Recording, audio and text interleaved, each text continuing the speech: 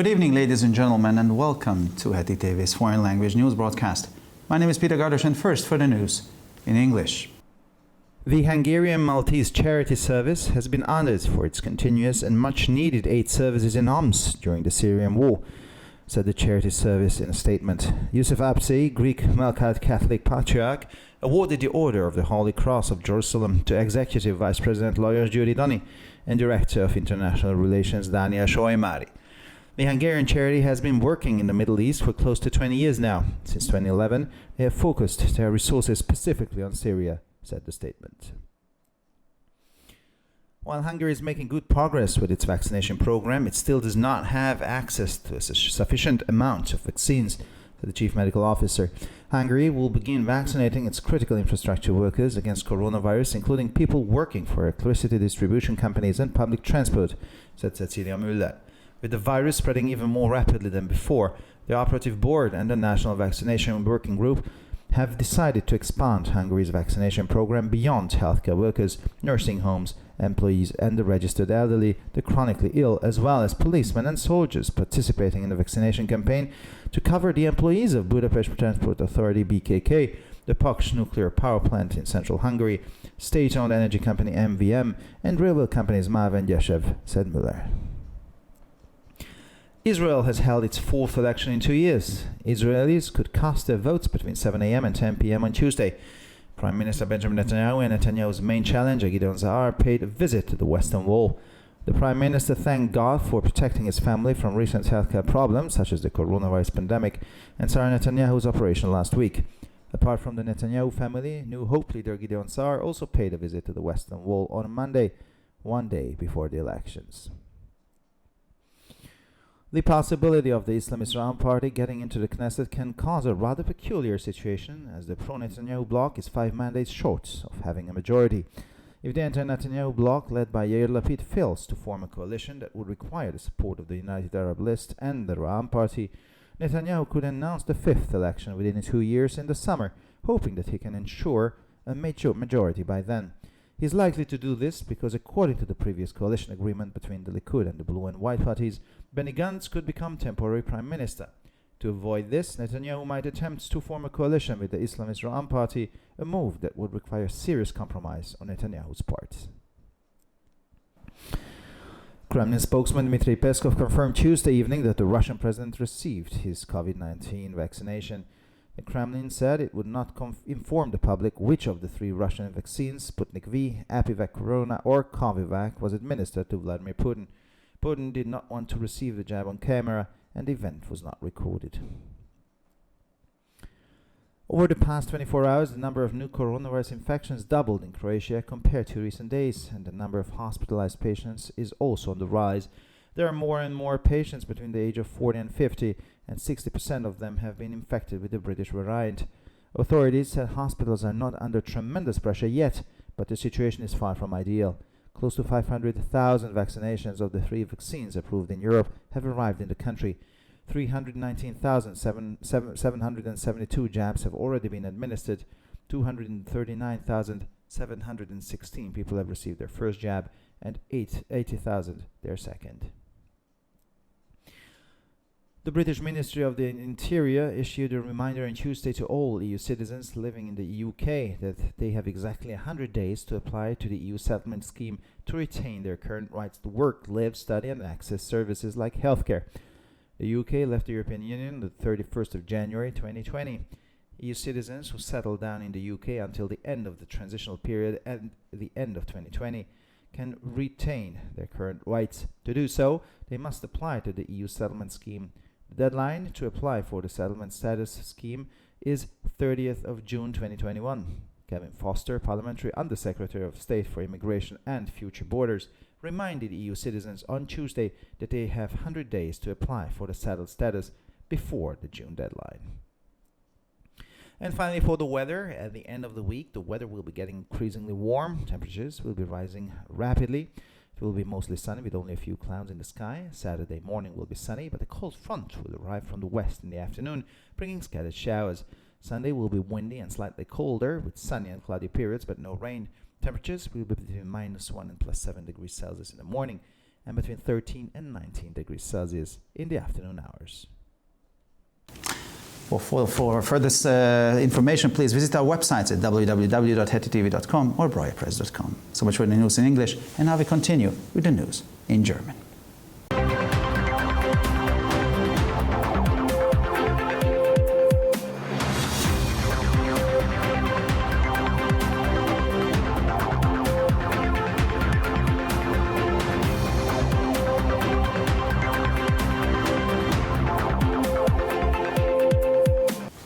Schönen guten Abend, liebe Zuschauer. Mein Name ist Peter Gardosch und nun zu den Nachrichten auf Deutsch.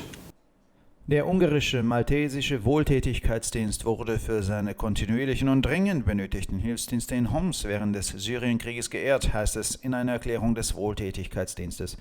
Josef Apsi, griechisch-melkitisch-katholischer Patriarch, verlieh dem Orden des Heiligen Kreuzes von Jerusalem den Exekutivvizepräsidenten Lajos Győri und den Direktor für internationale Beziehungen Daniel Solymári.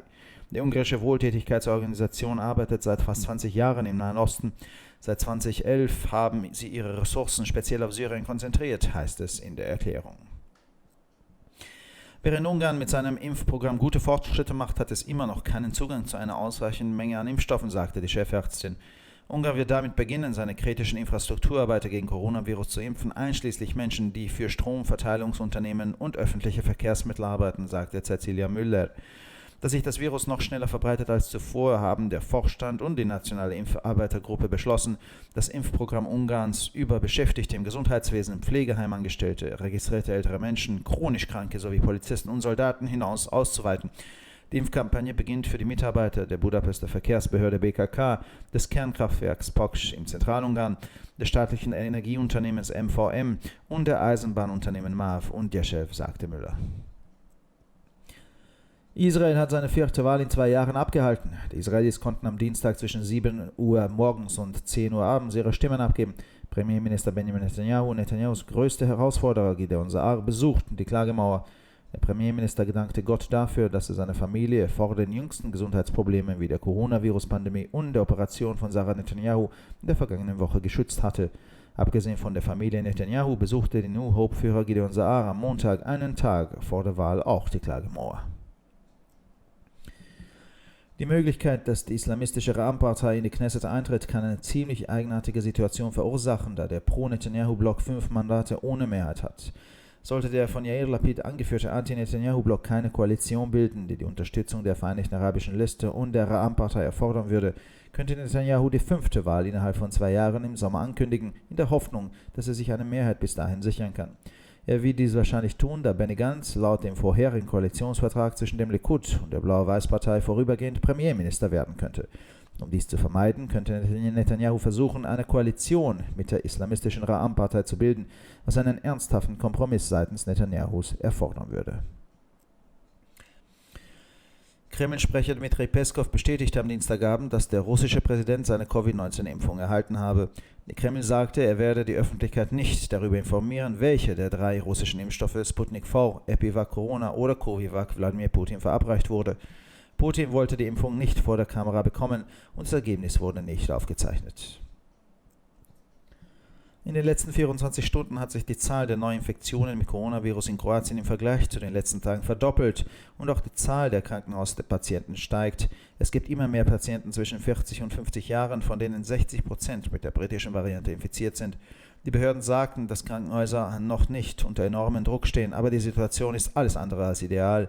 Fast 500.000 Impfungen der 3 in Europa zugelassenen Impfstoffe sind im Land eingetroffen. 319.000 Impfungen wurden bereits verabreicht, 239.000 Personen haben ihre erste Impfung und 80.000 ihre zweite erhalten. Das britische Innenministerium hat am Dienstag alle in Großbritannien lebenden EU-Bürger daran erinnert, dass sie genau 100 Tage Zeit haben, sich beim EU-Vergleichssystem zu bewerben, um ihre derzeitigen Rechte auf Arbeit, Leben, Studium und Zugang zu Dienstleistungen wie Gesundheitsversorgung beizubehalten. Das Vereinigte Königreich hat die Europäische Union am 31. Januar 2020 verlassen. EU-Bürger, die sich bis zum Ende der Übergangszeit Ende 2020 im Vereinigten Königreich niedergelassen haben, können ihre derzeitigen Rechte behalten. Dazu müssen sie für das EU-Abwicklungssystem registrieren. Die Frist für die Beantragung des Regelungssystems endet am 30. Juni 2021. Kevin Foster, parlamentarischer Staatssekretär für Einwanderung und künftige Grenzen, erinnerte die EU-Bürger am Dienstag daran, dass sie 100 Tage Zeit haben, um das Regelungssystem vor Ablauf der Junifrist zu beantragen. Und schließlich zum Wetter. Am Ende der Woche wird das Wetter immer wärmer. Die Temperaturen werden schnell ansteigen. Es wird meist sonnig mit nur wenigen Wolken am Himmel. Der Samstagmorgen ist sonnig, aber am Nachmittag kommt eine Kaltfront aus dem Westen, die vereinzelte Schauer mit sich bringt. Der Sonntag ist windig mit etwas kälteren Temperaturen mit sonnigen und wolkigen Perioden, aber ohne Regen. Die Temperaturen liegen morgens zwischen -1 und +7 Grad und nachmittags zwischen 13 und 19 Grad Celsius. Für weitere Nachrichten besichtigen Sie bitte unsere Webseiten www.hettitv.com sowie www.breuerpresse.com. Ich bedanke mich für die Aufmerksamkeit und nun zu den Nachrichten auf Französisch.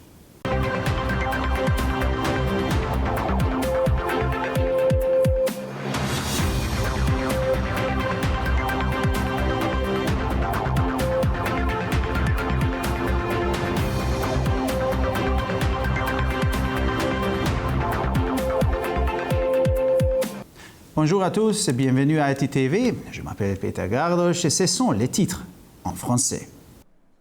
Les membres du personnel du service d'aide hongrois de l'Ordre de Malte ont été décorés à Homs en reconnaissance de leur travail humanitaire sans relâche et essentiel pendant la guerre syrienne, a déclaré l'association. Selon le communiqué, le chef de l'une des plus anciennes communautés chrétiennes du monde, le patriarche gréco-catholique melkite Youssef Apsi, a remis la Grande Croix de l'Ordre de la Sainte Croix de Jérusalem à Lajos Gyuri, vice-président exécutif du service d'aide, et à Daniel Soimari, responsable des relations internationales. Les Maltais hongrois travaillent sans interruption au Moyen-Orient depuis plus de 20 ans. Depuis 2011, ils concentrent leurs ressources de soutien vers la Syrie, a apporté le communiqué. La chef des services médicaux a indiqué que la Hongrie avançait bien avec la mise en œuvre du programme de vaccination, mais qu'il n'y avait toujours pas assez de vaccins. Cecilia Müller a annoncé que les vaccinations des citoyens travaillant dans des infrastructures critiques, telles que les employés des sociétés de services et les transports publics, seraient lancées. Elle a souligné qu'à la suite de la propagation extrêmement rapide de l'épidémie, à partir de mercredi, en plus du personnel de la cellule de crise et du groupe de travail sur la vaccination, du personnel de santé et des services sociaux, des personnes âgées enregistrées, des personnes souffrant de différentes maladies chroniques, des policiers et des militaires, des employés de la centrale nucléaire de Poksh, des MVM-ZRT, des MAV-ZRT et de l'infrastructure critique des DHF-ZRT seraient également vaccinés. En Israël, en 2 ans, la 4e élection parlementaire a eu lieu. Mardi, à 7 heures du matin, des bureaux de vote ont été ouverts dans la grande majorité du pays pour que les citoyens puissent y voter jusqu'à 10 heures du soir. M. Netanyahou et Sahar ont tous les deux pris au mur des lamentations pour le succès des élections. Dans sa lettre, le Premier ministre a remercié Dieu que sa famille ait survécu aux divers problèmes de santé survenus dans un passé récent, en faisant référence notamment au coronavirus et à l'intervention chirurgicale subie par Sarah Netanyahou la semaine dernière. La famille Netanyahou n'était pas la seule à faire un pèlerinage au mur des lamentations. En effet, Gideon Sa'ar, président du parti d'opposition Nouvel Espoir, a également visité le lieu saint lundi, la veille des élections. La possibilité pour le parti arabe Rama d'entrer à la Knesset pourrait créer une situation très étrange. En effet, pour 5 sièges manquants, la majorité du bloc pro-Netanyahou a été rompue. Si une coalition anti-Netanyahou ne parvient pas à se fédérer autour de Yair Lapid, ce qui nécessiterait le soutien de la liste arabe et du parti Rama, M. Netanyahou pourrait proposer d'organiser cet été une 5e élection en 2 ans dans l'espoir de remporter un plus grand soutien. Il le ferait tout simplement parce que c'est envisageable en vertu du précédent traité de coalition. Benny Gantz occuperait temporairement la fonction du Premier ministre. M. Netanyahou va certainement essayer d'éviter une telle situation. Il se pourrait donc qu'il arrive à trouver un compromis avec le parti arabe Rama pour que celui-ci accepte d'entrer dans la coalition, mais cela nécessitera de la part des partis de droite du bloc dirigé par M. Netanyahou de faire des concessions importantes. Mardi soir, le porte-parole du Kremlin, Dmitry Peskov, a annoncé la vaccination contre le Covid-19 du président russe Vladimir Poutine. Le Kremlin a indiqué à l'avance qu'il ne préciserait par quel vaccin parmi les 3 développés par son pays, Sputnik V, Epivac Corona ou Covivac, avait été administré au président. Selon des informations antérieures à la demande de M. Poutine, la vaccination n'a pas été publique et ne s'est pas déroulée en présence des caméras. En Croatie, selon les informations données par l'équipe de crise au cours d'une conférence de presse par rapport aux derniers jours, le nombre de personnes contaminées par le nouveau variant de coronavirus a doublé. Le nombre de patients nécessités un traitement hospitalier a augmenté. Dans les hôpitaux, il y a de plus en plus de patients de 40 à 50 ans. Chez 60% de ces patients, le variant britannique à propagation plus rapide a été détecté. Selon les experts, les institutions médicales ne sont pas encore sous pression, mais la situation n'est pas bonne. Sur les 3 vaccins autorisés en Europe, près d'un demi-million d'ampoules sont arrivées dans les pays à ce jour, dont 319 000 ont été administrées. 239 000 personnes ont reçu la première injection et 80 000 ont reçu la seconde. Mardi, dans un avis de rappel, le ministère de l'Intérieur du Royaume-Uni a attiré l'attention des citoyens de l'UE vivant au Royaume-Uni sur le fait qu'il ne restait plus qu'à centaines de jours avant la date limite pour soumettre une demande de résidence permanente. En effet, le 31 janvier de l'année dernière, la Grande-Bretagne s'est retirée de l'Union européenne, mais les citoyens de l'UE qui se sont installés légalement et de manière habituelle dans les pays jusqu'à la fin de 2020, à la fin de la période de transition suivant le Brexit, peuvent conserver leur statut avec tous les droits correspondants. Cependant, ils doivent demander un titre de séjour à durée indéterminée ou un statut juridique établi selon la dénomination officielle. Les demandes peuvent être soumises jusqu'à 30 juin de cette année. Dans une déclaration présentée mardi, Kevin Foster, secrétaire d'État chargé du contrôle des frontières et de l'immigration du ministère de l'Intérieur britannique, a attiré l'attention des citoyens de l'UE sur le fait qu'il ne restait plus qu'une centaine de jours avant la date limite de fin juin. Et finalement, pour le météo, avec un influx d'air du sud, la météo sera de plus en plus douce dans notre région. Les températures augmenteront rapidement et significativement. Les rayons de soleil seront filtrés par des cirrostratus. Le matin, le temps sera ensoleillé avec des températures agréables. Cependant, dans l'après-midi, une vague de froid arrivera depuis l'ouest. Des averses sporadiques sont prévues. Dimanche, le temps sera un peu venteux, un petit peu plus frais. Le soleil jouera cache-cache avec les nuages. Aucune précipitation majeure n'est prévue. Les températures moyennes évolueront entre -1 et 7 degrés le matin et entre 13 et 19 degrés dans l'après-midi. Pour encore plus d'actualités, visitez nos sites internet attv.com et broyapresse.com. Merci de votre attention et maintenant, les nouvelles en espagnol.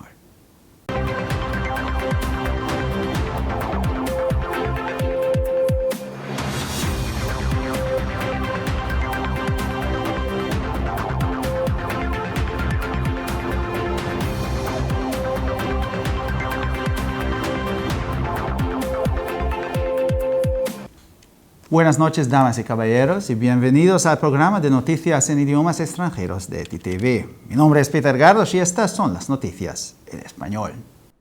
Los directores de la organización Servicio Benéfico Maltés Húngaro fueron galardonados por sus continuos y muy necesarios servicios de ayuda en Homs durante la guerra de Siria, informó el Servicio Benéfico en un comunicado.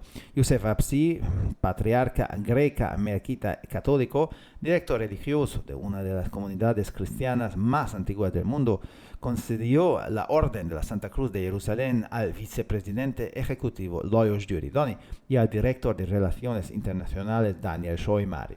La organización benéfica húngara lleva cerca de 20 años trabajando en el Oriente Medio. Desde 2011 han centrado sus recursos específicamente en Siria, según el comunicado.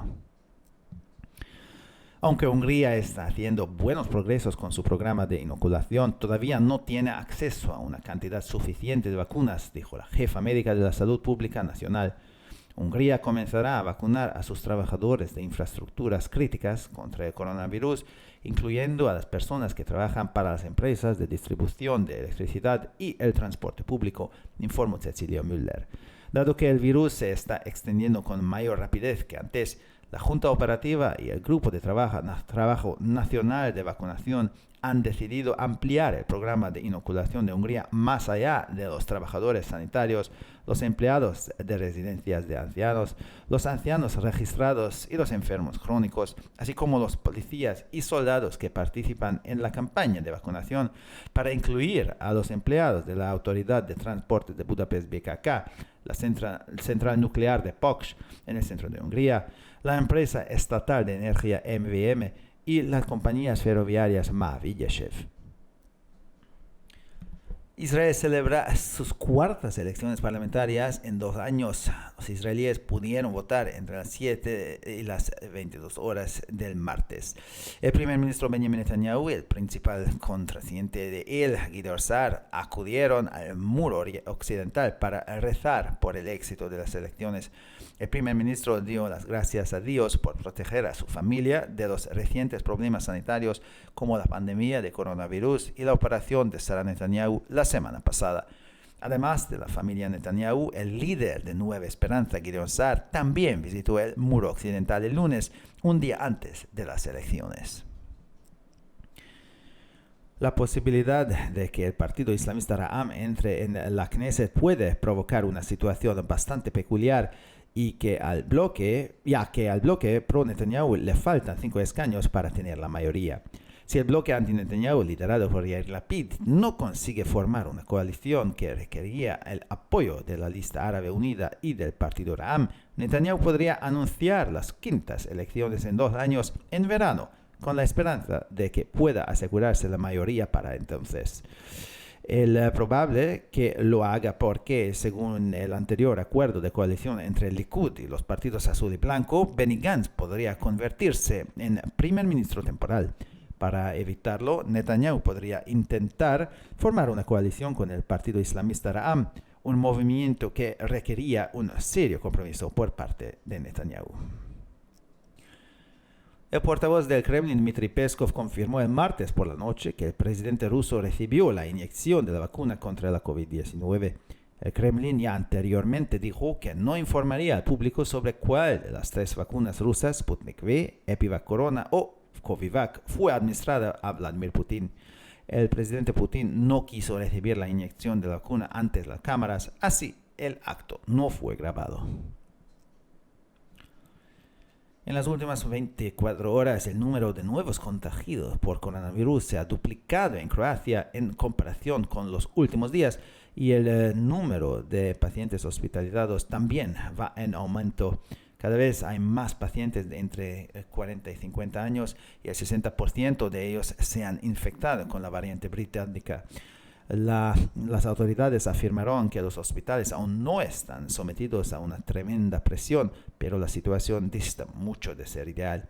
Han llegado al país cerca de 500,000 de dosis de las 3 vacunas aprobadas en Europa. Ya se han administrado 319,000 dosis, 239,000 personas han recibido la primera dosis y 80,000 la segunda. El Ministerio del Interior británico recordó el martes a todos los ciudadanos de la UE que viven en el Reino Unido que tienen exactamente 100 días para acogerse al plan de asentamiento de la UE y conservar sus derechos actuales de trabajar, vivir, estudiar y acceder a servicios como la sanidad. El Reino Unido abandonó la Unión Europea el 31 de enero de 2020. Sin embargo, los ciudadanos de la UE que se establecieron en el Reino Unido hasta el final del periodo transitorio, a finales de 2020, pueden conservar sus derechos actuales. Para ellos, deben solicitar el permiso de residencia indefinido, es decir, el régimen de asentamiento de la UE. El plazo para presentar la solicitud es el 30 de junio de 2021. Kevin Foster, subsecretario de Estado parlamentario de Inmigración y Futuras Fronteras, recordó el martes a los ciudadanos de la UE que tienen exactamente 100 días para solicitar el régimen de asentamiento antes de la fecha límite de junio. Y finalmente, por el tiempo, el fin de semana el tiempo será cada vez más cálido, las temperaturas subirán rápida y notablemente será mayormente soleado, con solo algunas nubes en el cielo. El sábado por la mañana estará soleado, pero por la tarde llegará un frente frío desde el oeste que traerá chubascos dispersos. El domingo será ventoso y ligeramente más frío, con periodos soleados y nublados, pero sin lluvia. Las temperaturas oscilarán entre -1 y los 7 grados por la mañana y entre los 13 y los 19 grados por la tarde. Para más noticias, visite nuestras páginas web www.ttv.com o www.breuerpress.com. Muchas gracias por su atención. Y ahora seguimos con las noticias en hebreo.